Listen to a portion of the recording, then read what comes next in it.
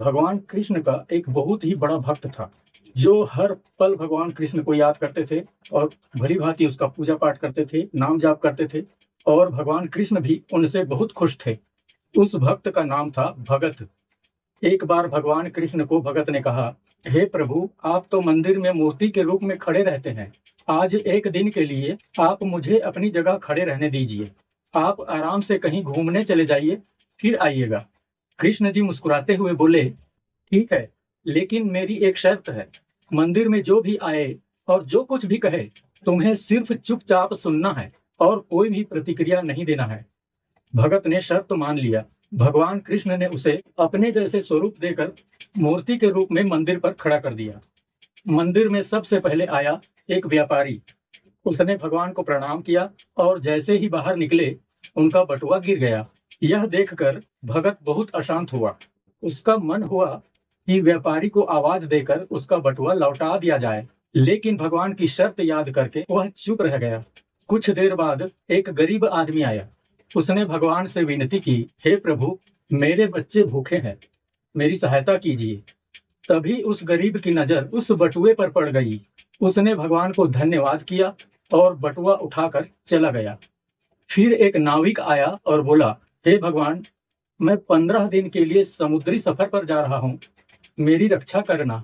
उसके बाद वह नाविक जैसे ही बाहर निकलने लगा, तभी पुलिस आई और उस बटुए की चोरी के इल्जाम में उसे पकड़ लिया।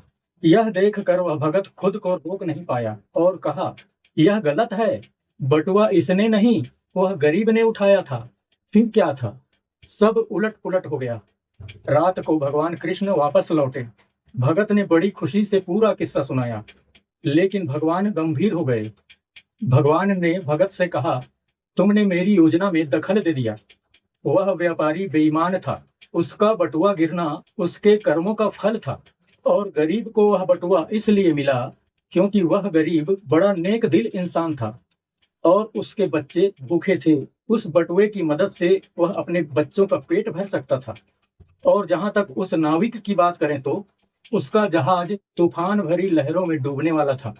पुलिस द्वारा पकड़े जाने पर उसकी जान बचाई जा सकती थी, लेकिन तुम्हारे बोलने से उस गरीब को जेल जाना पड़ गया और सब कुछ गड़बड़ हो गया।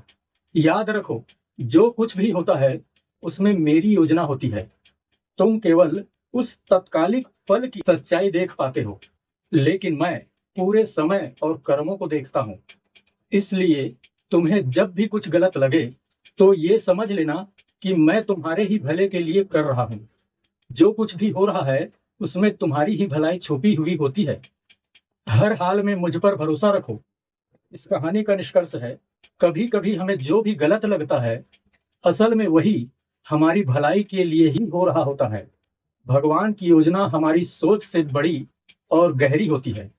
इसलिए मन में ये बात अवश्य बैठा लो कि जो भी होता है वह हमारे भले के लिए होता है, क्योंकि भगवान किसी का बुरा करना नहीं चाहते।